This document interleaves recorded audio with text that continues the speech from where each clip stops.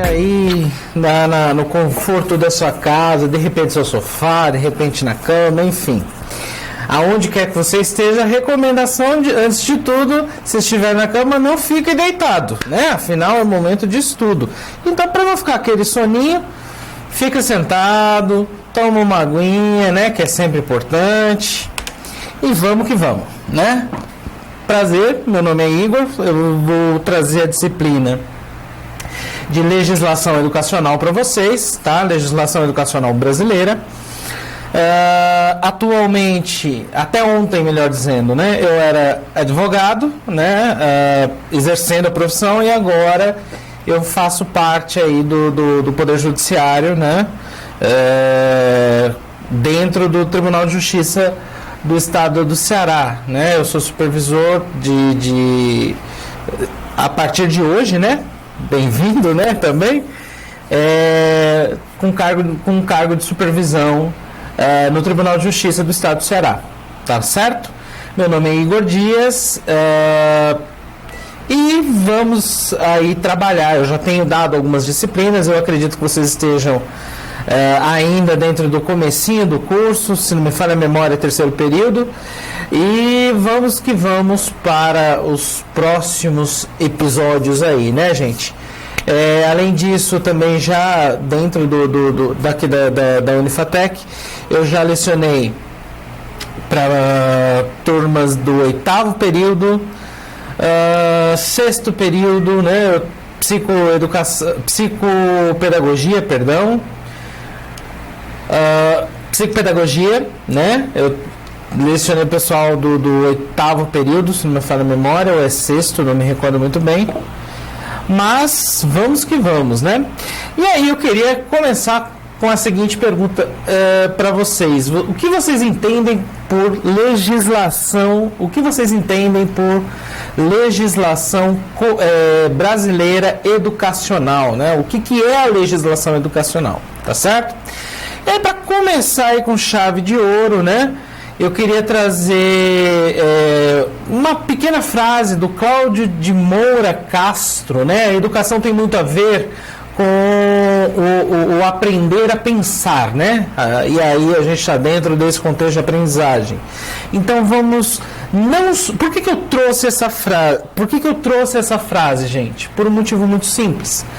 A legislação que a gente tem dentro do Brasil, ela é muito dogmática, ou seja, ela é muito fechadinha em determinados aspectos, mas ela também permite um lastreamento, uma ampliação de seus conceitos e tudo mais, como a gente vai ver aqui.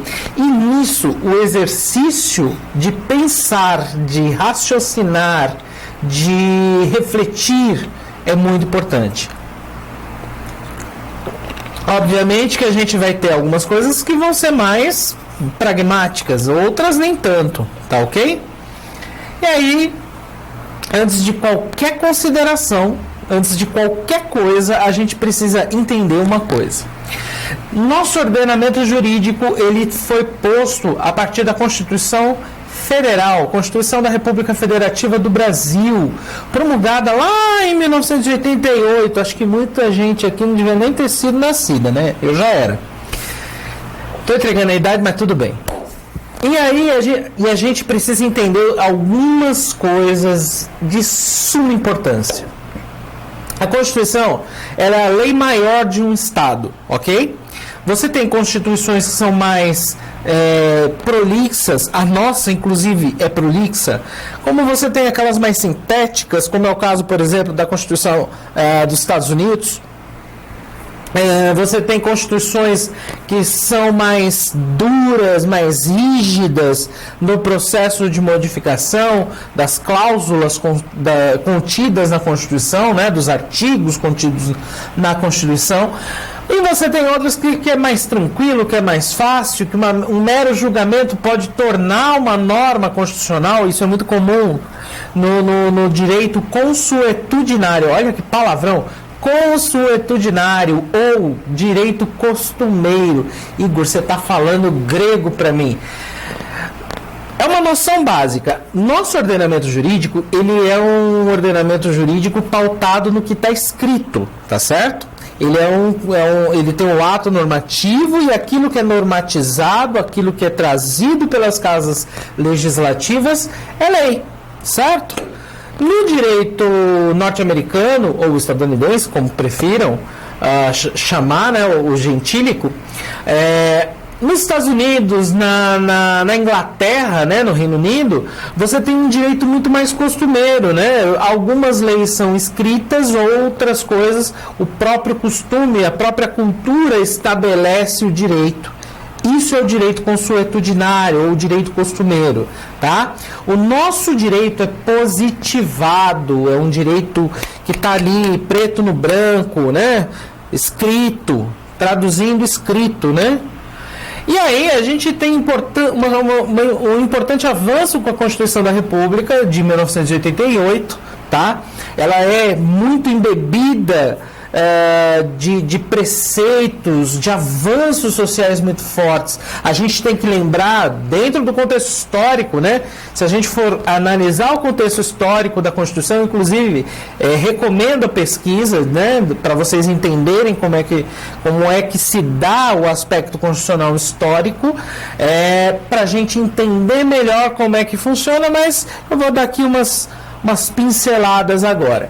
A nossa primeira Constituição ela foi outorgada, né? A nossa primeira Constituição foi uma determinação. Outorga é isso, é determinação, por Dom Pedro lá em 1824. Lembrando, né, que em 1822 a gente tem a independência do Brasil no dia 7 de setembro, é a data convencionada, certo?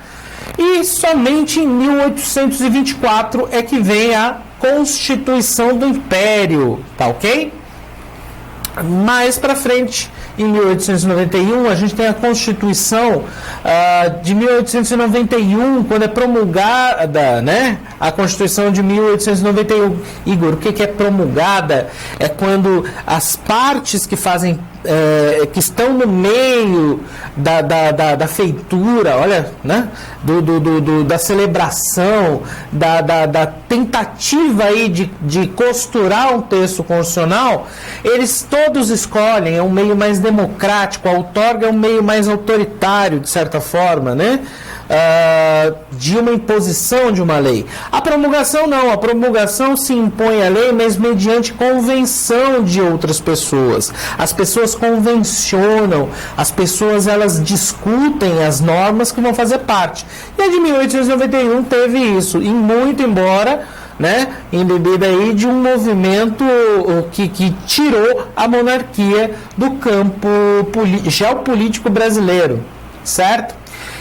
E aí nós temos outras constituições até a gente chegar aqui e aí talvez seja, eu acho que o mais considerável dentro do nosso momento histórico, a ditadura militar, né? Porque a gente tem uma Constituição em 1834, que depois vai ser revogada em 37. Todas essas, né, a de 34 inclusive é a Constituição de Vargas, né? 37 ele rompe com o Estado Democrático, ou melhor, voltando, em 1834 a gente tem a Constituição bananou, voltando, e aí em 1800 vamos lá, voltando, vai dar certo. Em 1934 a gente tem a Constituição ainda na era Vargas. Igor, por que você está falando invertido assim? Porque é só um parêntese aqui, tá? Para vocês entenderem que entre a Constituição de 1891 e a Constituição de 67, a gente tem outras constituições, apenas isso. E é importante a de 1934 que todo mundo entenda, pelo menos, porque muita coisa do que a gente tem na Constituição atual vai ser trazida, inclusive, da Constituição de 1934. Em 1937, Getúlio Vargas resolve romper. Então, ele rompe com a ordem constitucional e outorga uma nova Constituição, certo? E aí a gente tem implicações disso. Mais para frente, em 46, né, 1946, após a Segunda Grande Guerra Mundial, a gente tem uma nova promulgação. Então, só aí, né? A gente tem 3 constituições, entre a Constituição de 1891 e a Constituição de 1967. Lembrando que em 64 existe o golpe militar, que toma o poder para si, e em 67 é promulgada a Constituição do Estado ditatorial brasileiro, né? E aí e existe aí uma discussão quanto a isso também, quanto à emenda constitucional de 69, se ela seria propriamente uma Constituição ou seria apenas, então, somente uma emenda constitucional. Posição majoritária, né? Ou seja, quem se debruça sobre o assunto entende por ser uma nova Constituição, porque muda muitos aspectos importantes da Constituição de 67, tá ok? E aí, em 88, a gente tem a nossa Constituição Cidadã. Por que ela é considerada uma Constituição cidadã? Por um motivo muito simples. Ela teve participação popular, tá certo? A gente tem que lembrar que na década de 80 a gente teve o movimento das diretas já, que culmina na queda do regime militar, né? E em seguida tem a promulgação em 88 da Constituição atual. Ela foi elaborada por uma Assembleia Constituinte, certo? E ela vai trazer desde a forma de Estado, a forma geopolítica, administrativa do Estado brasileiro. Por que eu estou fazendo essa distinção? É porque ela vai me dizer forma de governo, forma de Estado. Então ela tem dentro do plano constitucional do que é uma Constituição, ela vai organizar isso também. Mas além disso, né, muito além disso, a Constituição ela também se preocupa com direitos sociais, dentre os quais educação, saúde, trabalho, entre outros, né? Moradia, tudo isso são direitos sociais que estão previstos lá no artigo 6º da nossa Constituição. E aí, quando a gente pensa em Constituição, quando a gente pensa em normas constitucionais, muito cuidado. Porque não são só as normas que estão previstas na Constituição, tá ok? Eu tenho outras normas constitucionais que a gente vai ver agora. A Constituição no corpo dogmático. Igor, o que é corpo dogmático? Quando a gente abre lá no navegador da internet, seja Chrome, seja Internet Explorer, seja Mozilla Firefox, qualquer um dos navegadores Safira que você use, qualquer navegador, você vai perceber que tem o endereço, tem o semblante lá, né, os símbolos do Estado brasileiro, e aí vem dizendo Constituição Federal, e aí tem aqui um preâmbulo, né, bem aqui à direita, bem destacado o preâmbulo da Constituição, e em seguida vem os artigos da Constituição. Os artigos da Constituição estão dentro do corpo dogmático. São os dogmas, são as verdades pelas quais nós devemos batalhar dentro do nosso contexto prático de Estado, tá ok? Além dessas normas, são consideradas também normas constitucionais os atos das disposições constitucionais transitórias, ou ADCTs, tá ok? As ADCTs, elas são normas que a gente tem que lembrar o seguinte: eu preciso de uma transição entre a Constituição de 69 e a Constituição de 88. Ela não foi em tudo implementada imediatamente. Ela está dentro de um processo aí de transitoriedade num primeiro momento, ok? Hoje, inclusive, muitas das normas que a gente tem, que são tidas como normas programáticas, que é aquilo que é... O que é norma programática, Igor? Que palavrão é esse? Norma programática é uma norma que está no texto da Constituição, me programando para um futuro, certo? Um exemplo disso é a questão da moradia popular e tudo mais. Existe a previsão, existe o direito, então a gente diz aí que ela tem um conteúdo programático, porque ela objetiva aquilo para todo cidadão brasileiro, tá ok? Se vocês tiverem dúvidas, quero ver na tutoria, hein? Não esqueçam, tutoria. Tá certo, gente? Então, dentro de toda a organização estatal, ele está previsto no corpo constitucional, certo? E além dessa organização estatal, certo? Que a Constituição ela tem esse condão.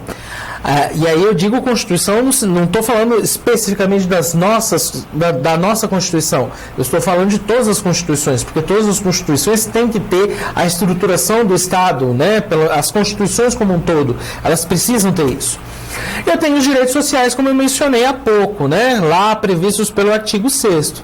A educação, inclusive, ela vem sendo trazida num status de muita importância, tá ok? Inclusive, nesse sentido, para se demonstrar que ela é importante, a Constituição de 88, ela está disciplinada juntamente com outros direitos, né? O direito ao desporto, o direito à cultura, dentro de um capítulo. Por exemplo, na Constituição de 1824 não havia essa preocupação. Ela tinha um ou dois artigos ali que vão sendo trabalhados dentro desse contexto para dizer que existe o direito à educação, tá ok? E aí, a gente vai vendo que a Constituição da República, ela se preocupa na divisão de competências para maximizar a estrutura, né, como um todo, mas também maximizar a eficiência estatal, certo? Da prestação de serviço estatal. Porque, por exemplo, seria muito difícil para a União, né, lembrando que a gente tem os entes federativos. União, que é a União Federal, estados, Distrito Federal e municípios, tá ok? Esses entes federativos, cada qual eles têm a sua competência, certo? Competência legislativa, competência administrativa, competência fiscalizatória e por aí vai. E isso está disciplinado tanto na Constituição Federal como nas Constituições estaduais, tá? A gente vai falar isso já já. E a gente vive num país continental, a gente vive num país de extensão territorial muito grande, salvo engano, e aí, se eu não estiver enganado, né, nós estamos num país de quinta maior grandeza territorial, tá certo? Então a gente tem que ter aí uma maximização. É muito difícil de um município, sei lá, no Amazonas ou aqui no Ceará, de onde eu falo, chegar lá em Brasília, olha, a minha rua tá toda despengada, tá toda quebrada, a escola, o teto da escola caiu, eu preciso arrumar. Imagina se fosse assim. Ia ser muito complexo, ia ser muito difícil de se fazer a manutenção. A gente já vive num estado burocrático, né, gente? Lembra disso. E se a gente já vivendo num estado burocrático, com divisão de competências, já tem dificuldade, imagina se fosse tudo centralizado dentro da União Federal. Seria muito mais difícil, certo? Haveria uma dificultação para se verificar os problemas e as realidades regionais, tá? E aí, quando eu falo regional, eu também estou contemplando as estruturas estaduais, municipais e distritais. Quando eu falo de distrital, eu estou falando do Distrito Federal. Então, vamos lá. As competências se dão também em virtude de todos os entes, todos eles, possuírem autonomia. Cuidado, porque existe uma confusão entre autonomia, certo? Que todos os entes detêm. E o que é autonomia, Igor?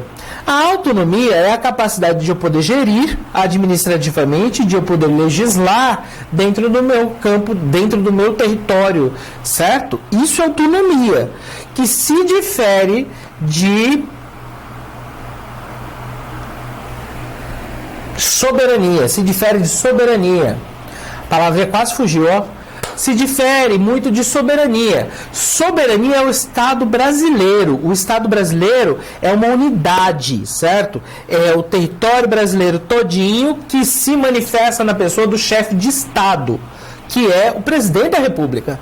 E olha que interessante, quando eu falo de autonomia, eu estou falando da esfera de atuação do chefe de governo, que também, por coincidência ou não, é representado pelo presidente da República.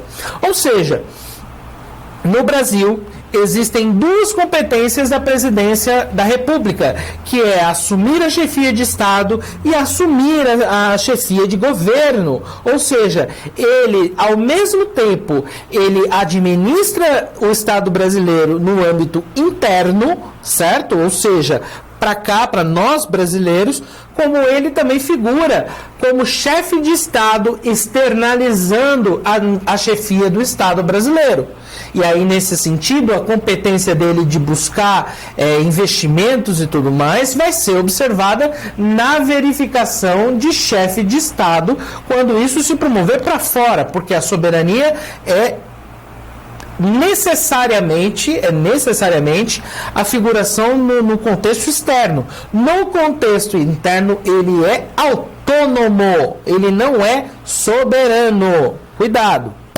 E aí, dentro desse jogo de competências, justamente pelo critério e pela observação da autonomia, eles podem legislar, eles podem administrar à vontade, nos limites da lei. Cuidado, não é uma vontade propriamente dito.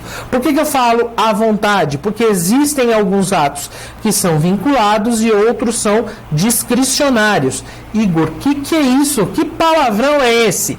Ato discricionário é aquele que a lei me permite interpretar dentro dos limites que ela me observa, certo? E vinculado não, a lei já determina o que eu preciso fazer. Isso é ato vinculado. O ato discricionário, eu posso escolher. Me vem duas sugestões, a lei me dá duas sugestões. Ou você multa porque a escola não está observando o que deve ser observado para critérios de segurança, ou você fecha a escola. Escolha. Autoridade, escolha. Tá certo? Então, estou citando um exemplo bem esdrúxulo, diga-se de passagem, né? Fechamento de escola, né? Aí, o que acontece? Há uma discricionariedade, tá? Isso é bom, é um vocabulário que vocês precisam entender, ainda mais se vão atuar no setor público, tá ok? Essas competências vão iniciar a partir do artigo 18, tá certo? Falando sobre administração política, né? E a divisão que vai existir. Divisão no sentido de divisão de competências, tá certo? Olha só o que diz o artigo 18. A organização político-administrativa da República Federativa do Brasil compreende a União, os estados, o Distrito Federal e os municípios, todos autônomos nos termos da Constituição. Então, prosseguindo, entendendo isso, a gente vai vendo, inclusive, né, que existem vai existir bem delimitada as competências específicas de cada ente, tá ok, gente? Então, vamos lá. A autonomia conferida pela Constituição, ela permite o exercício das competências constitucionais, que é o que a gente está falando, competência de legislar, competência de administrar, competência de fiscalizar e por aí vai. Certo? Os entes, eles têm atividade legislativa. Igor, como assim atividade legislativa? A atividade legislativa, ela é promovida pelo poder legislativo. Quando a gente fala de contexto de Estado, a gente tem que ter a ciência de que existem três poderes, que é o poder executivo, legislativo e o judiciário. Com exceção dos municípios, os demais possuem poder judiciário, tá? Tanto na esfera estadual quanto na esfera federal e distrital, Distrito Federal também tem. O Distrito Federal, ele tem uma inclusive, eu já vou adiantar aqui um pouquinho, o Distrito Federal, ele tem uma singularidade, tá? Ele, ao mesmo tempo, ele é Estado e município, ou seja, ele tem competência legislativa, por exemplo, para cobrar IPTU. certo? Ele pode cobrar IPTU. Só que IPTU é um tributo, é um imposto que é de esfera de competência municipal. Que mais? Mas ele também pode cobrar ICMS. Olha só que interessante. E o ICMS é um imposto estadual. Ele tem o que o Supremo Tribunal Federal chama de característica sui generis. Ele é uma coisa assim de outro mundo. Então vamos lá. Essa divisão de competência ela permite uma melhor visualização de eventuais necessidades que possam surgir ao longo dessa verificação, dessa contextualização, dessa prática jurídica, administrativa e cotidiana de todos nós, tá certo?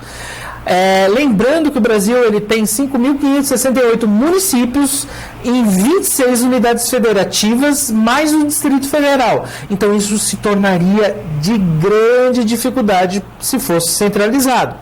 Olha só o que diz o professor Pedro Lenza, ou melhor, José Afonso da Silva, que foi citado no livro do Pedro Lenza.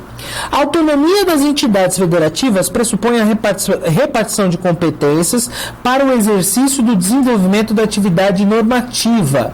Essa distribuição constitucional de poderes é o ponto nuclear da noção de Estado federal, ou seja, com base nisso, o Estado federal ele necessita inclusive dessa atividade normativa distribuída, justamente para gerar melhor administração e perpetuação do Estado federativo. A gente tem que lembrar que o Brasil ele é composto, né, por unidades federativas, tá certo? Já há uma centralização em alguns aspectos para a União. Ele é um Estado chamado unitário, certo? Mas dentro das competências que lhes assiste, né, a cada um dos entes federativos, vai haver a autonomia garantida pela Constituição. Eu quero ver, se ninguém tiver dúvida, eu vou estranhar, tá certo, gente? Então, como eu já falei, a gente tem aí a divisão do Estado brasileiro, né? União, Estados e Territórios, Distrito Federal, que é Brasília, e municípios. A União Federal, chefe do Poder Executivo, presidente da República. E aí tem, né, o presidente do Senado, presidindo o Congresso Nacional, que é o Poder Legislativo, e o presidente do Supremo Tribunal Federal, que é o Poder Judiciário. Estados e territórios, muito cuidado, não temos territórios hoje, atualmente. Por quê? A Constituição de 88, ela fez com que os territórios que existiam dentro do Brasil fossem incorporados e virassem Estado ou se aglutinasse a algum estado. É o caso, por exemplo, de Fernando de Noronha. Fernando de Noronha, que é uma ilha paradisíaca, linda a ilha de Fernando de Noronha. Ainda não conheço, viu? Mas quero conhecer. E é lindíssima, assim, a gente vê fotos incríveis. Fernando de Noronha foi integrado ao território do estado do Pernambuco, mas nós também temos o Amapá e Roraima, que eram territórios e passaram a se denominar estado. Sim, já ia me esquecendo, desculpa. Distrito Federal também, viu? Distrito Federal e estados, eles têm o poder judiciário. Lembrando do seguinte, o território, ele faz parte, ele integra a União, ok? Então, o poder judiciário, o representante e tudo mais, vai ser vinculado à União.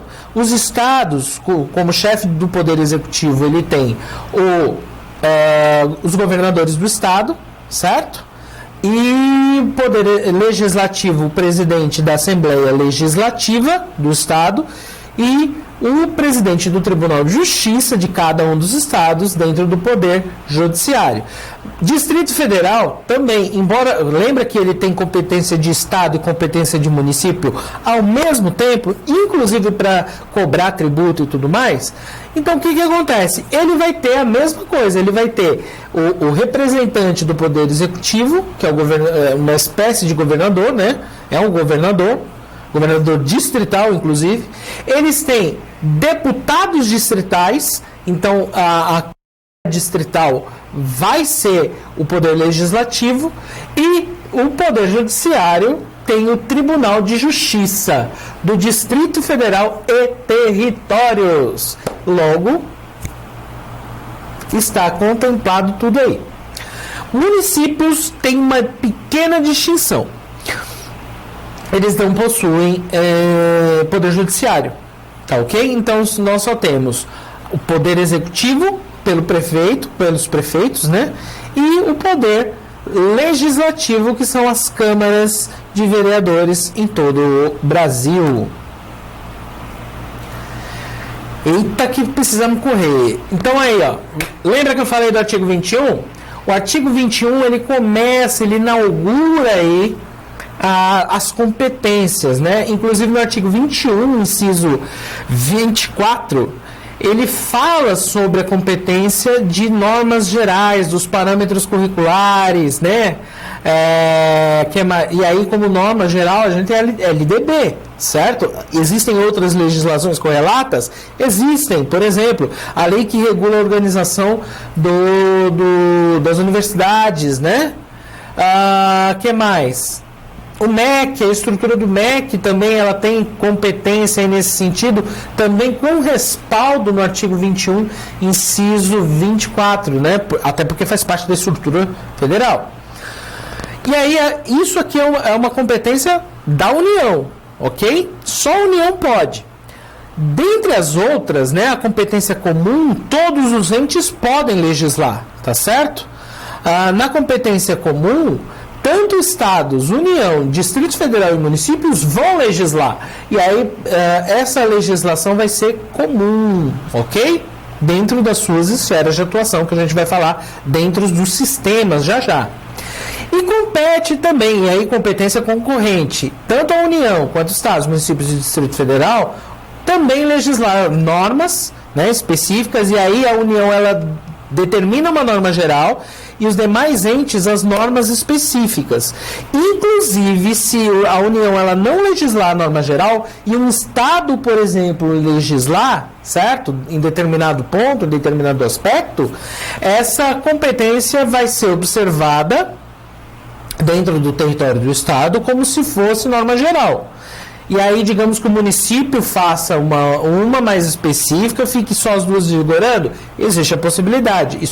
Isso se deve à capacidade, à autorização conferida pela Constituição. Igor, se a União, dentro desse contexto de competência concorrente, ela legislar, o que acontece com as normas editadas pelos estados e pelos municípios? Vamos lá. A União legislou depois de ter o Estado e o município legislado, tá? Quando a União legisla, aquilo se torna uma norma geral. Aquilo que foi legislado pelo Estado e pelo município vai cair por terra aquilo que for contrário à norma geral. E aquilo que for específico e não mencionado na norma geral vai ser aplicável, tá ok?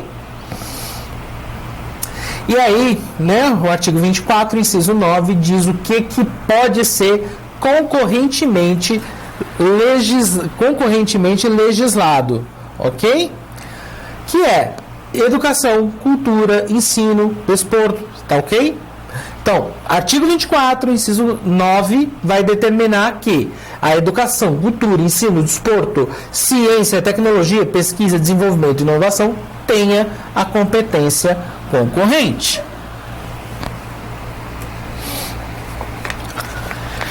Em resumo, né? Os estados e municípios não podem legislar sobre uma lei de diretrizes e bases dentro do campo nacional, mas pode, de repente, fazer uma legislação de aplicação usando a LDB como diretriz. E aí tem um caráter completivo, completa, certo? Lembrando também que os estados, municípios e Distrito Federal podem editar normas com base na LDB, tá? Ou seja, as normas estabelecidas pela LDB, elas são normas gerais, ok? E aquilo que não for conflitante vai ser aplicado, tá certo? Vamos lá.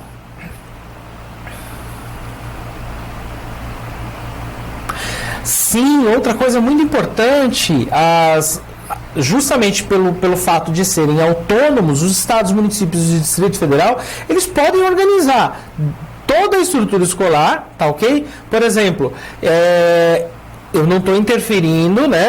Lembrando o seguinte, eu Estado, eu município, não estou interferindo no que a legislação brasileira educacional já determina, tá? Mas eu posso, por exemplo, criar diretorias de ensino, como acontece, por exemplo, em São Paulo, para organizar melhor a aplicação do direito educacional e o funcionamento também das escolas, tá ok? Isso vai dentro do contexto de norma de regulação, ok? E aí quando eu digo regulação do próprio Estado organizando a sua estrutura, ok? A União, ela pode inclusive trazer aí um sistema de nivelação de ensino, né? Tanto no ensino fundamental, médio, superior, ela também pode legislar neste sentido, ok? Então, por que tudo isso que eu estou falando é importante? Por causa disso aqui, vocês devem estar vendo aqui, muito provavelmente, um triângulo, tá? Que a gente chama de triângulo de Kelsen, né? No direito a gente chama, embora Kelsen não tenha dado essa estrutura triangular, né, mas é muito difundido dentro do direito essa visão, tá? Que a gente tem uma norma fundamental, ok? E dentro do contexto de norma fundamental, a gente tem a Constituição como entidade suprema. Ela é a norma fundamental para a gente aplicar, ok? Lembrando que a norma fundamental ela é acima da Constituição, né? Quando a gente tem os contextos de direito à vida digna, isso é uma norma fundamental. Mas dentro da composição doutrinária, jurídico-doutrinária, né? Os doutrinadores jurídicos, né? A gente chama de doutrinador aquele que fala sobre os assuntos, né? Então a gente tem que as normas constitucionais, elas estão dentro de um patamar de superioridade. E aí uma curiosidade, né? Tratados internacionais podem ser recepcionados pelo nosso ordenamento jurídico. E esses tratados internacionais, eles têm status supralegal. Ele está acima das leis. Então eu tenho Constituição, tenho tratados internacionais e aí eu tenho todo o restante das normas, leis ordinárias, leis complementares, leis delegadas e por aí vai, tá certo? Só uma curiosidade, todo tratado internacional que versa sobre direitos humanos, né, e portanto direitos fundamentais, desde que ele passe pelo rito, que a gente chama pelo rito do processo legislativo da lei complementar, né, que tem um status diferenciado por isso, ele entra como norma constitucional e não como mero tratado internacional que vai ficar como norma supralegal. Então tomar cuidado com isso. Então todos os tratados internacionais anteriores à Constituição, por exemplo, eles estão nesse puxadinho que a gente até colocou aí como apelido, né? Porque o Supremo Tribunal Federal ele não colocou como norma constitucional, mas também não colocou como norma infralegal. Deu um novo status a isso, tá ok? Então tratados internacionais, norma supralegal. Tratados internacionais que passaram pelo processo legislativo e obedeceram ao mesmo quórum das leis complementares, vira norma constitucional, portanto, estão abarcados pelo direito constitucional.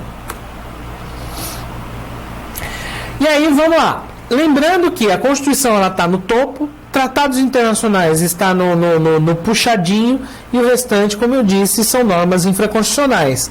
Dentre elas, a Lei de Diretrizes e Bases estão dentro desse arcabouço, olha que palavra difícil, está dentro desse contexto jurídico, tá ok? De norma infraconstitucional, tá ok?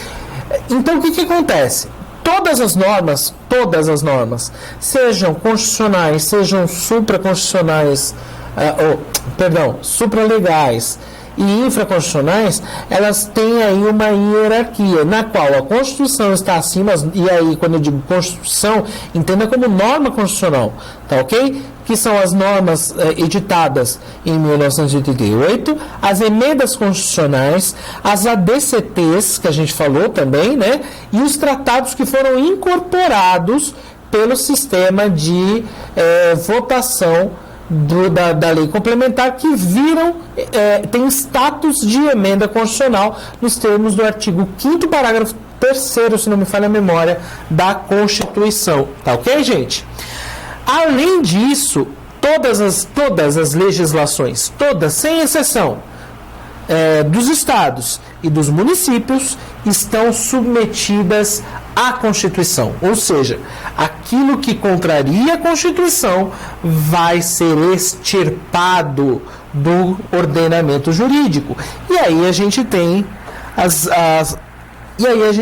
formas para que essas normas sejam extirpadas do contexto jurídico, por meio de ação direta de inconstitucionalidade ou por meio de ação direta de constitucionalidade, entre outras ações aí. Tá ok, gente? Inclusive a arguição de descumprimento de preceito fundamental e etc. Então, para entender melhor isso, eu fiz um organogramazinho aí para vocês verem. Então, a gente tem 27 constituições, certo?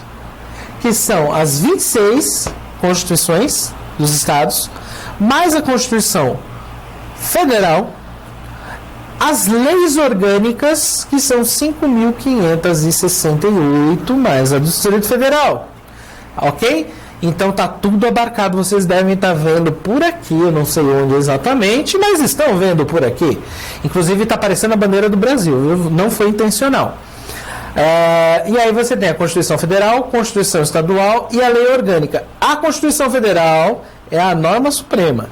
A Constituição Estadual é uma norma intermediária e a Lei Orgânica é a mais fraquinha, vamos dizer assim.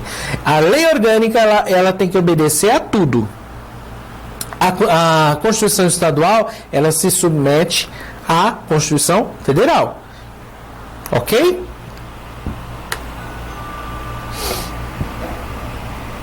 Prosseguindo, vocês vão ver aí que tem até umas estrelinhas, olha. Isso serve para as leis desses entes também, tá certo? Não é só para a lei orgânica. A lei municipal, ela tem que observar a lei orgânica, ela tem que observar a Constituição do Estado e ela tem que observar a Constituição Federal. As leis estaduais, elas têm que observar a Constituição Estadual e também a Constituição Federal. E a lei federal observa só a Constituição. Tá ok, gente? E aí, quando eu digo só a Constituição, mais ou menos, tá? Tem uma lei editada, que é uma lei complementar 95, se não me falha a memória, que ela distribui, ela disciplina como é que as leis devem ser feitas. Então, essa lei, todas as leis federais estão submetidas. E aí, vocês vão ver aqui, tem um link para cada uma das constituições de cada um dos 26 estados brasileiros, ok? E aí, dentro da tua cidade, da Câmara Municipal, você pode acessar mediante consulta pela própria internet, tá?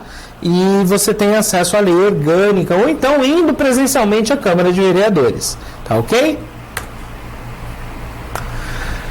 E o que é legislação educacional, Igor? A gente falou tanta coisa até aqui que eu não sei mais o que é isso. Então vamos lá. Legislação educacional é todo conjunto de normas que se interligam ao direito educacional e, portanto, à atividade escolar, podendo ser trazido em atos normativos, né, primários, leis, as leis são atos normativos primários, ou então secundários, tá ok?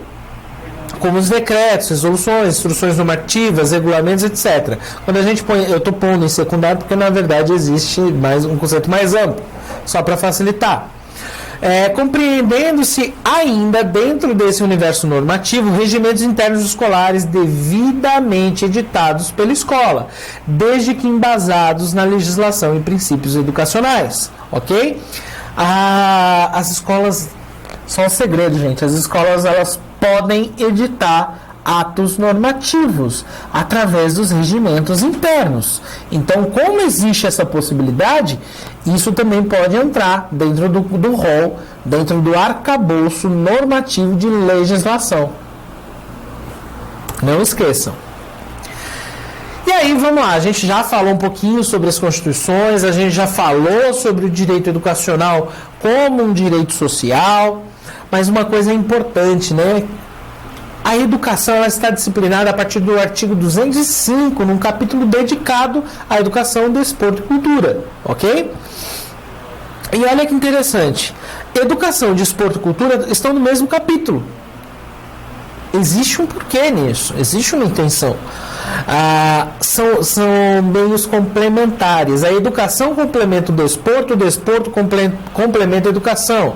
A educação complementa a cultura complementa a educação. Está dentro do contexto dessas necessidades sociais que a gente tem, ok? A gente tem necessidade de educação, até porque a gente vive em sociedade. A gente tem necessidade de desporto, dentre outras coisas, por qualidade de vida. E a gente tem direito à cultura, porque é a perpetuação da nossa espécie. A gente tem essa necessidade, certo? Não esqueçam disso. É necessário também observar que a Constituição, lá no artigo 205, estabelece um dever triplo, né?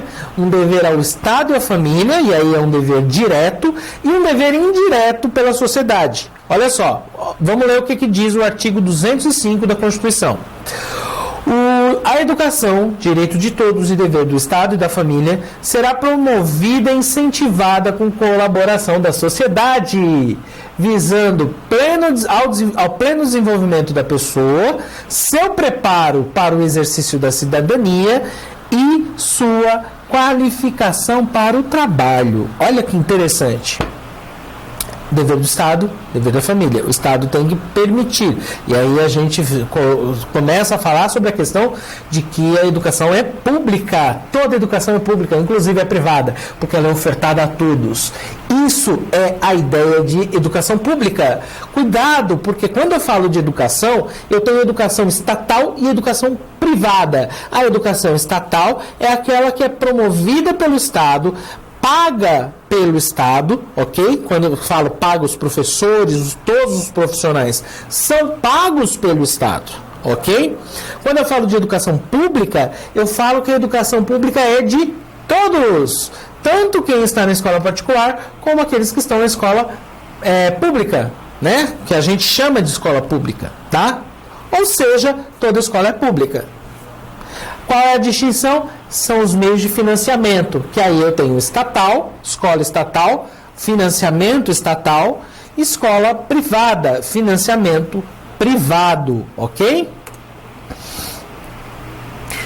E aí, só uma coisa que me chamou muito a atenção, né? Quando a gente fala aí de Constituição, eu peguei também a Constituição do Estado do Ceará. Olha só o que traz no artigo 215. Cada estado, gente, eu não ia colocar aqui cada estado, tá certo? Porque somos 26 estados, mais o Distrito Federal, que tem a lei orgânica. Lembrando que a lei orgânica é uma espécie de constituição do município. Eu achei interessante isso, porque diferentemente, por exemplo, da Constituição do Estado de São Paulo, ela não remete diretamente, ela ainda tece algumas coisas e alguns princípios, complementando os artigos previstos na Constituição. E aí ela é embebida, ela é influenciada por preceitos éticos, por preceitos democráticos, por preceitos e princípios muito fortes, muito caros à democracia. E aí diz o seguinte, o artigo 215 da Constituição do Estado do Ceará, tá? Eu estou falando da Constituição do Estado do Ceará.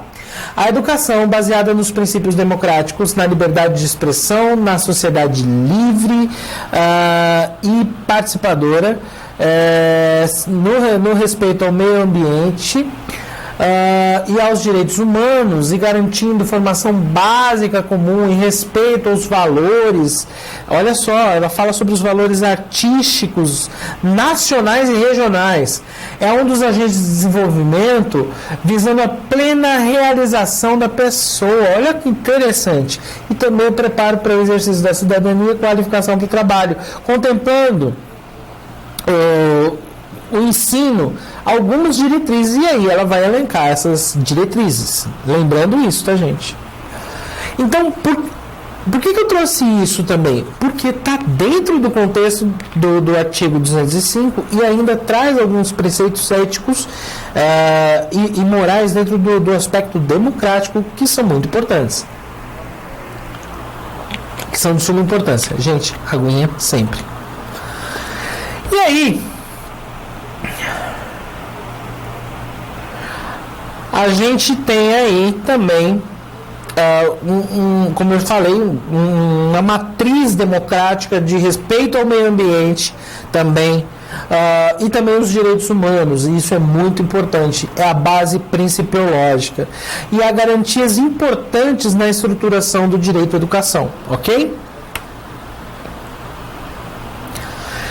Na Constituição do Estado de São Paulo, a gente observa no artigo 23, parágrafo único, item 11, para fins deste artigo consideram-se complementares o Código de Educação. O que acontece? Lá em São Paulo, além dessa Constituição, existe uma legislação específica nesse sentido. E aí a gente vê que há uma importante diferença também entre as Constituições do Estado de São Paulo e do Ceará. Ela remete, a Constituição do Estado de São Paulo, ela remete expressamente a todos os princípios constitucionais. Então, quando vai lá no caput do artigo 23, vai estar estabelecido 237 da Constituição do Estado de São Paulo, vai falar especificamente isso, do artigo 215, do artigo 205 da Constituição. Mas vai estabelecer também alguns fins que vão compreender os direitos humanos, cidadania, deveres, reflexão e desenvolvimento integral, entre outros, ok? Lembrando também que há um dever de reflexão também, gente, ok? Sempre com alquinho, álcool gel. Vamos lá. E a Constituição ainda determina que, isso no Estado de São Paulo, que lei complementar vai ser editada para disciplinar as questões pertinentes de forma mais pormenorizada do direito educacional, do direito à educação. Então vamos lá. As constituições, devido às suas autonomias, a autonomia dos entes federativos, ela também vai ser importante no que tange as políticas públicas, ok? E isso vai sendo recíproco, tá certo? Inclusive, ela determina de um mínimo de receita a ser aplicado. Inclusive, o artigo 34, inciso 7, a linha E vai determinar isso. E detalhe, esse é o meio de ocorrer uma intervenção do Estado, ou melhor, da União nos estados. Se o município ele não aplica o mínimo exigido, ou melhor, se a União não voltando. Nossa, hoje eu estou bem desastrado, estou quase derrubando tudo. O que acontece, gente? Vamos lá, voltando tudo. Há uma regra, certo? A não intervenção, porque eles são autônomos, certo? Eles são autônomos. Então, se eles são autônomos, não cabe intervenção da União no Estado, do Estado no município. Contudo, a gente vê no artigo 34, inciso 7, a linha E, a gente vê uma possibilidade de intervenção.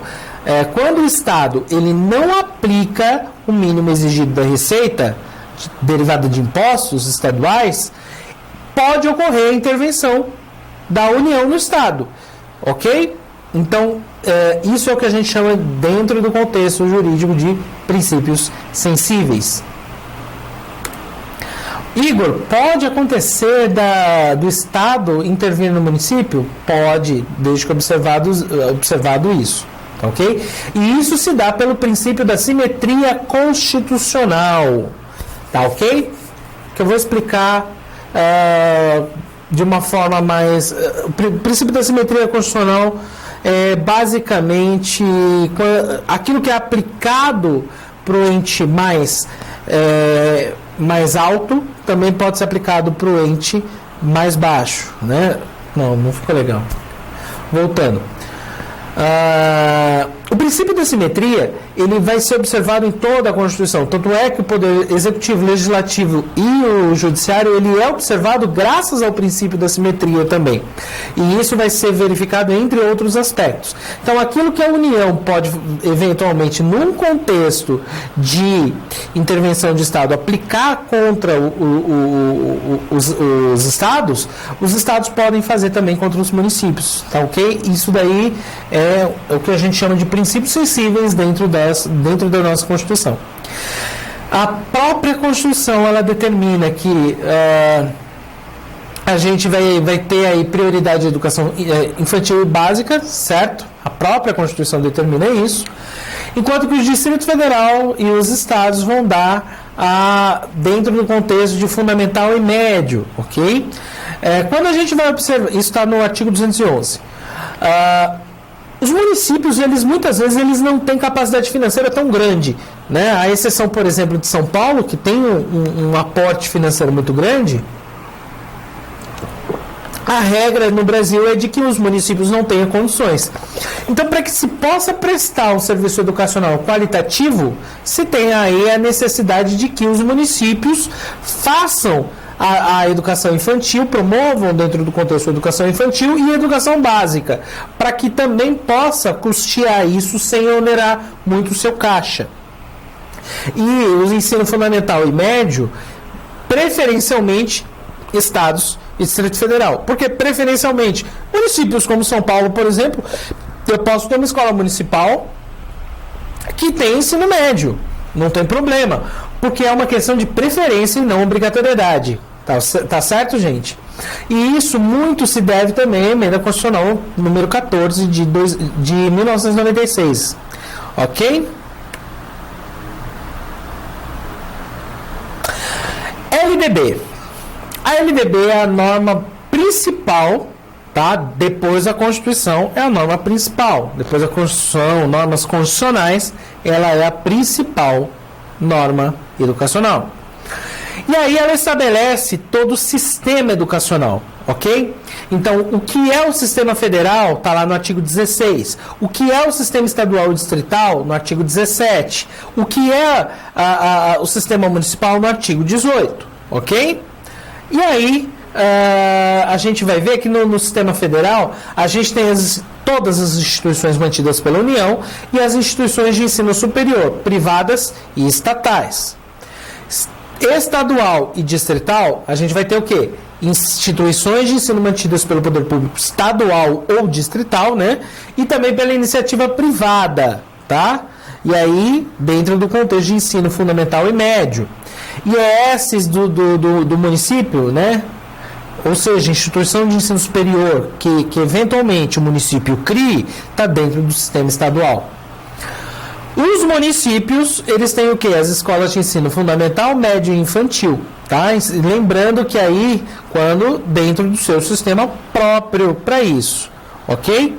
E as instituições mantidas e administradas pelo setor privado, desde que em educação infantil. E aí vocês vão ver aqui, ó, tá vendo? Um quadro aqui que tem o sistema federal, o sistema estadual e o sistema municipal. Tem aí, por exemplo, faculdades federais, Sistema S, faculdades privadas, MEC, institutos federais, FNDE e tantos outros órgãos fazem parte do sistema federal. No sistema estadual, quem nós temos? Todas as universidades estaduais, por exemplo. Nós temos as escolas de ensino fundamental e médio, Temos também as instituições de ensino superior privadas, né? Algumas das instituições privadas, por exemplo, que tem algum custeio estadual, pode acontecer. Exemplo, por exemplo, pode ser criada uma sociedade de economia mista com um capital estadual. Então aí ela não é necessariamente estatal, ela pode ser privada. Fundações como o Centro Paula Souza, estou citando o exemplo do Centro Paula Souza, mas existem outras. Centro Paula Souza é lá em São Paulo. As instituições de ensino superior municipais, secretaria estadual, escolas federais, escolas técnicas estaduais, FATECs, estão aqui no sistema estadual. No sistema municipal, quem é que está? Escola de ensino infantil, ok? Dentro do contexto da iniciativa privada. Escolas municipais, órgãos municipais de educação, estão todos ali. E aí, olha só, no artigo 9º vem a atribuição de tudo. Está tudo lá. Então, a União, ela tem que elaborar o PNE, ela tem, isso a gente está falando do sistema federal, tá? União. Assistência técnica e financeira, todos os entes federativos, ela tem a competência de estabelecer as diretrizes de ensino infantil, fundamental e médio, e aí aqui devem ser feitos em conjunto com os estados e municípios, tá ok? Norteamento de currículo, norteamento de conteúdo mínimo exigível, tudo isso está na competência da União. Lembrando que aqui a gente tem o caráter completivo e supletivo, ok? Avaliação de todos os níveis de ensino, tá ok? Visando a garantia de qualidade. E aí exemplos disso, Prova Brasil, Enem, Enad, tá ok? Entre outros.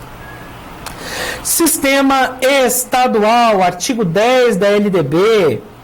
Aí a gente tem organização, mantenimento, desenvolvimento de órgãos ligados ao contexto de ensino, elaboração e execução de políticas públicas educacionais no âmbito dos estados e municípios, normas aplicáveis dentro do seu próprio sistema de ensino, autorização, reconhecimento, credenciamento, supervisionamento, fiscalização também, tá, gente? Assegurar também o ensino fundamental e médio nas escolas públicas estaduais e, olha, assumir o transporte escolar de alunos da rede pública. E aí, quando a gente fala de rede pública, lembrando, rede estatal. Opa! E aí, vamos lá. Dentro e aí é importante a gente falar sobre as etapas da educação. A educação básica ela está compreendida pela educação infantil, certo? Fundamental ciclo 1 e educação fundamental ciclo 2, além, claro, do ensino médio. Todos esses também estão dentro do contexto de EJA, Educação de Jovens e Adultos. Para o ensino médio, maiores de 18, para o ensino fundamental, maiores de 15 anos. Tá ok? Para a alfabetização vai depender de cada ente que está legislando aí, ok? A educação superior ela é compreendida pela graduação, pós-graduação, tá? E na pós-graduação eu tenho pós-graduação lato sensu, que seria MBA, né? E outros tipos de pós-graduações, e também stricto sensu, que são os mestrados e doutorados. Isso daqui é a estruturação do nosso sistema de ensino, ou melhor, dos nossos sistemas de ensino. Tá? É a gradação que existe nele. Lembrando o seguinte, que no ensino fundamental e ensino médio, o ensino ele é seriado, e aí eu tenho primeiro ano, segundo ano, nono ano, primeiro colegial, né, que a gente chama de primeiro colegial, que é primeiro ano do ensino médio, segundo ano do ensino médio, terceiro ano do ensino médio, certo?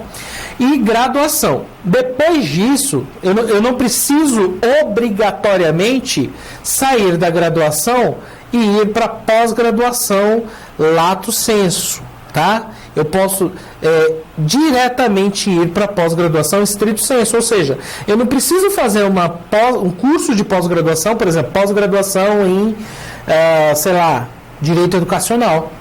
Eu posso simplesmente fazer um mestrado de Direito Educacional. Não deixa de ser uma pós-graduação, mas é uma pós-graduação muito mais restrita do que a pós-graduação no sentido lato. Restrito aqui que eu digo é no campo de pesquisa. A restrição, o afunilamento do campo de pesquisa. Financiamento. O financiamento ele vem previsto no artigo 212 da Constituição Federal, ok? No qual a União deve aplicar mínimo de receita de 18%, derivados de onde? Arrecadação de impostos. E os estados, municípios e Distrito Federal, 25% da sua receita também proveniente de arrecadação de impostos e transferências constitucionais ocorridas, ok? Isso vem da receita líquida, ok? Isso é expresso no artigo 212.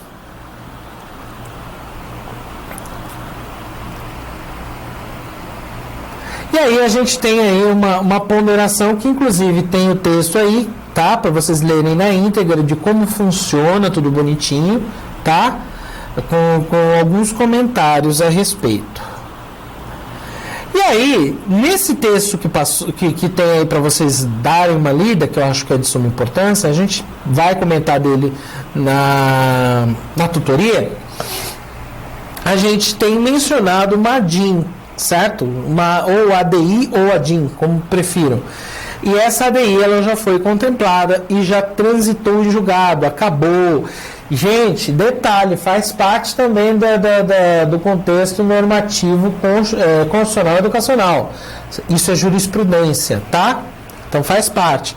Então, o que aconteceu? O Estado de São Paulo, ele editou uma lei e nessa lei ele previa algo que iria colocar em risco o sistema, porque na prática ele iria diminuir o valor, certo?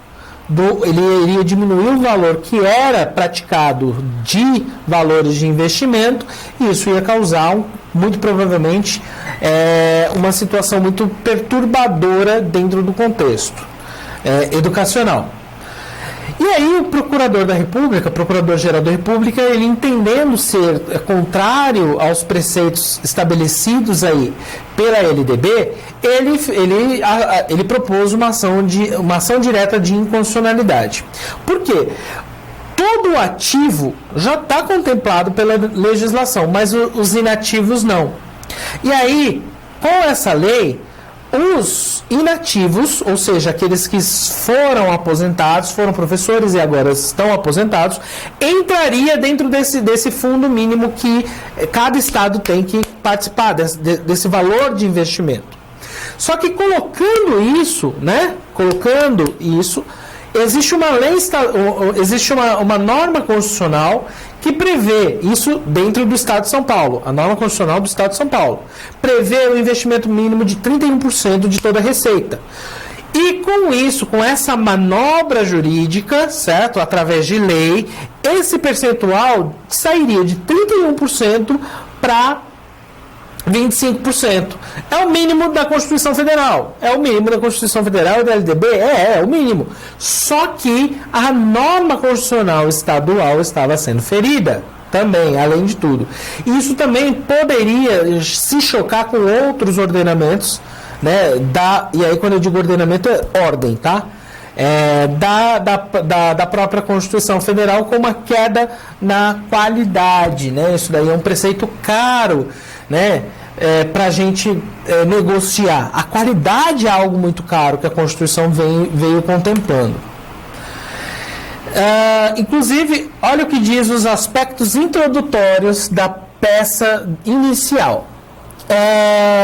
Os dispositivos questionados permitem, basicamente, que o Estado de São Paulo inclua no cômputo dos pisos constitucionais relacionados à saúde e à educação os valores de benefícios previdenciários pagos aos servidores inativos, sendo decorrentes do custeio direto por meio de aposentadoria e pensões, sejam utilizados pelo Tesouro para cobrir a insuficiência financeira do regime próprio de previdência.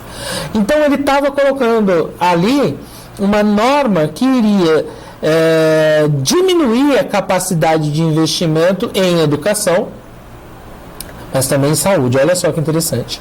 E isso também acabava ferindo o dispositivo constitucional federal, certo? Estamos já caminhando para o finalzinho da nossa aula, né? Acho que vocês devem estar dando graças a Deus esse chato desse professor, meu Deus do céu. Mas não, eu sou gente boa, tá? Só não corrigindo prova. Tô brincando. Embora o percentual mínimo da Constituição seja 25%, outros preceitos, né, são caros à Constituição, tá ok? Então por isso gerou-se toda essa celeuma. E aí é importante lembrar que a legislação educacional ainda prevê contribuição social decorrente do salário educação. Está lá no artigo 212, parágrafo 5º, tá? E que é uma importante vitória, tá certo? Então isso também é de suma importância. Aí eu coloquei também, vocês vão ver, um texto da Unesco, que é um guia básico sobre recursos educacionais abertos. Então fiquem à vontade para consultar. Então vamos lá. Dos profissionais agora. Vamos falar um pouquinho da profissão? A LDB ela observa quem são os profissionais. Isso daí está no artigo 61. Professores habilitados de nível médio ou superior, com docência de educação infantil, ensino fundamental. Lembrando o seguinte, quando a LDB foi promulgada lá em 96, né? Lembrando que a LDB é a Lei 9394 de 96. Havia muitos professores de ensino médio, tá? E aí, quando eu falo de ensino médio, é que eles só tinham feito até o ensino médio, mas eles tinham técnico em pedagogia e isso permitia a possibilidade a eles, assistir a possibilidade a eles de exercer a profissão. Então a LDB ela teve que prever isso e de certa forma houve um incentivo para os estados determinarem que os seus profissionais, não só estados, né, mas municípios também, que os seus profissionais eles tivessem a busca por cursos de especialização lato sensu, por graduação, por especialização estrito sensu, mestrado, doutorado, tá certo? Tá? Os trabalhadores em educação, portadores de diploma de pedagogia, com habilitação em administração, planejamento, antigamente, não sei se vocês eram nascidos ainda, eu era. Antigamente os cursos eles eram, por exemplo, eu vou fazer um curso de pedagogia com habilitação em administração, letras com habilitação em jornalismo, que mais? Administração com habilitação em, sei lá, recursos humanos, era mais ou menos assim. Então você sempre fazia uma habilitação além de tudo. Tá aqui. Trabalhadores em educação, portadores de diplomas de curso técnico ou superior na área de pedagogia ou afim, profissionais de notório saber. E aí, olha só, o pulo do gato. As instituições de ensino superior, elas podem garantir, inclusive, diplomas a titulação de alguém por notório saber. E aí pode-se incorporar essa pessoa ao contexto dela, ao contexto de educação. Eu tenho um amigo meu, o Saulo, tem muitos anos que eu não vejo e nem falo com o Saulo. O Saulo é lá de São Paulo. O Saulo ele morou em Nova York, acho que por 4, 5 anos, eu não me recordo, mas ele morou em Nova York, trabalhando numa das maiores empresas do ramo de publicidade em Nova York. Como conta, coisa pequena, tinha só a Nike, que é uma das maiores empresas, uma das maiores multinacionais do mundo em calçados, sobretudo calçados esportivos.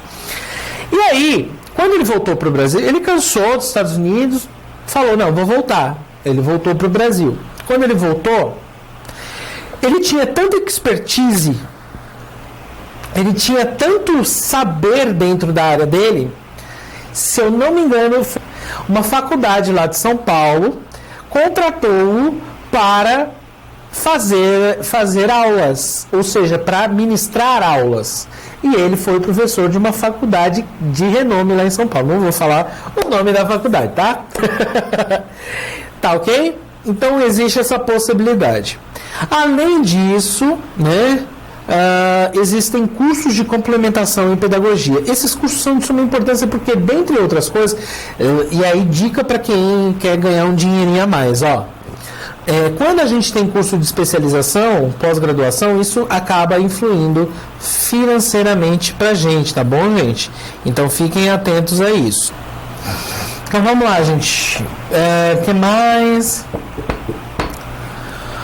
E lembrando, gente, a formação profissional ela deve contemplar preceitos de conhecimento científico, social, competência para o trabalho, aliar, e aí eu estou falando da formação do profissional, tá? Ou seja, os cursos eles têm que trazer alguma coisa que alie a teoria e a prática da vivência educacional. Por isso, inclusive, os estágios são muito importantes.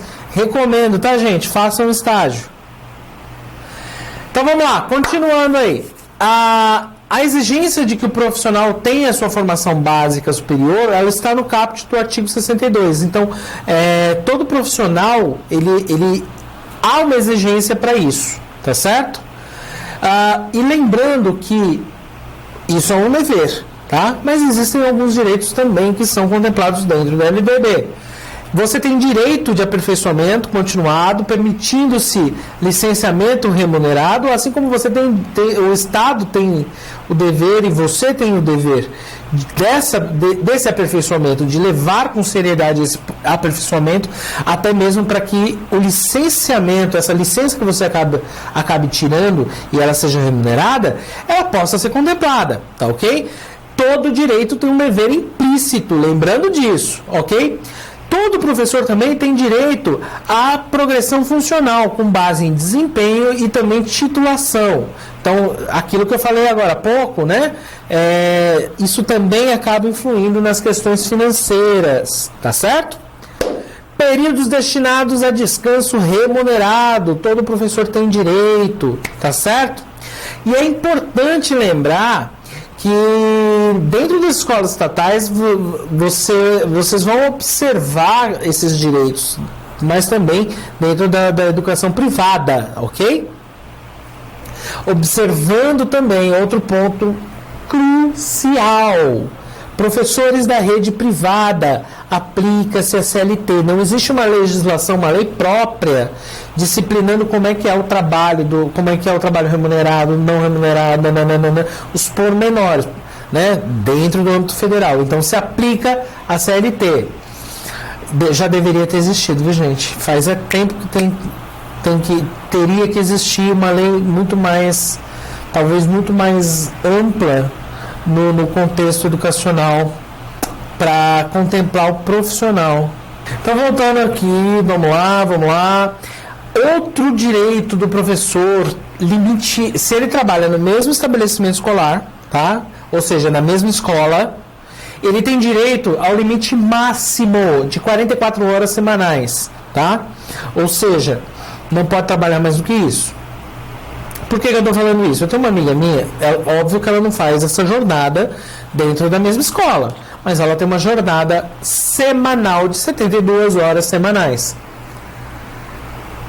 Olha o pleonasmo. Eu tenho uma amiga minha, lá de São Paulo, que ela dá aula em várias escolas, e nessa brincadeira ela tem 72 horas de jornada de trabalho. Isso é muito preocupante, ok? É direito também do professor a justa remuneração, ok? Motivo de gala, ao professor estar assistido, né? O motivo de gala, o que é isso? O motivo de gala é a licença permitida para o casamento, para você se casar, até a lua de mel, contrair casamento. Então, não se conta do dia do casamento, se conta do dia subsequente. Ou seja, se eu casei hoje, só vai contar a partir de amanhã, ok? Tem um limite de 9 dias, tá bom, gente? 9 dias consecutivos. Além desses diplomas, né, a gente vai ver que outros também vão sendo contemplados. A lei, por exemplo, 13.005 de 2014, que é o PNE, vai ser aplicado ao contexto. Tá? Além disso, decretos, instruções normativas, regulamentos expedidos pelo MEC, Secretaria de Educação, pareceres e por aí vai. Há também a possibilidade de aplicação do Código de Defesa do Consumidor, sobretudo para as escolas privadas. Para as escolas estatais, há uma discussão se é ou não aplicável. Alguns autores dizem que sim, outros dizem que não. Mas o mais certo é que não aplica nas escolas públicas, né? Mas sim nas escolas privadas. Então, cuidado, você que é gestor. E aí, um momento para reflexão, né? E vai colocando os livros. E aí fica aquela mala gigantesca para o filho, ele puxa, fica no tamanho e o filho quase cai, fica desequilibrando, não sei o quê. E aí vocês vão vendo esse vídeo, vocês vão perceber que ao longo do dia ele fica cansado. E aí a gente vai vendo processos sendo repetidos. Nosso conteúdo normativo, ele é um conteúdo muito rígido, né? E aí quando eu digo muito rígido, o nosso sistema ele é positivado. E aí vem a Constituição. Nossa Constituição, ela trata de uma maneira leve a tudo. E a nossa Constituição, ela vai trazer o direito à educação como direito básico e essencial a todo mundo. O direito à educação, ele vai ser trazido em voga para a gente de diversas formas. E aí uma reflexão que a gente precisa fazer, uma reflexão necessária, é que muitas vezes a norma pode parecer muito dura, mas existe a Constituição para relativizar. A Constituição ela diz que a norma ela tem que ser interpretada de uma forma que traga a dignidade da pessoa humana. Então, quando vocês, gestores, né, ou professores mesmo, sejam embebidos por isso, pela interpretação com base na dignidade humana, de qualquer norma, seja uma norma interna da escola, seja uma norma constitucional, seja qualquer norma. Então, busque a interpretação com base na Constituição. Por quê? Porque senão vocês vão ficar que nem esse pai, muitas vezes. Sem sentido. E aí se condicionam aos alunos, inclusive, a uma não vontade de aprender, a uma coisa repetitiva, a uma coisa que fica sem cor, sem graça. Então, eu convido vocês nesse momento a aplicar a Constituição, a pensar o direito educacional como a Constituição pensa. E aí, quando eu falo a pensar o direito educacional, né, em todos os sentidos, porque a Constituição ela me garante a você, garante a todo qualquer brasileiro o direito social à educação, o direito social à moradia, o direito à dignidade, em resumo. E é isso que a gente tem no mais absoluto, dentro dos preceitos fundamentais, dentro do contexto de norma fundamental, a dignidade da pessoa humana. E aí também